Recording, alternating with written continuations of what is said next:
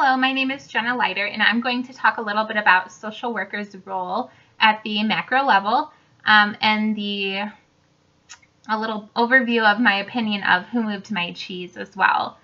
And so macro level social work is basically on a much larger scale. They don't always work directly with clients. Sometimes they do. Most often they do not. They work indirectly, and they do a lot of their work through administrative and community practice, research, program development, educating the community and organizations, advocating, and through policy analysis, which is where a lot of their work comes into play, is through policy change, because policy change ultimately affects the way that micro and meso social work practice functions, and instilling change will ultimately create better outcomes for clients at the micro level.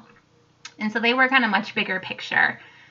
And as far as Who Moved My Cheese, I thought this was a really interesting book. I was a little hesitant about what to expect when I first started reading it, but I really enjoyed it, and I really took away a lot of great information and tools from this book. And so first off, I want to voice that I really correlate well with Hem. He did not like change. He liked knowing what was coming, what to expect. He knew his route to the cheese every time, and it was always there. Nothing was different. Nothing changed. He was never in a hurry. He was just kind of coasting through life. And then when change came, he said, whoa, I don't like this, and just kind of froze.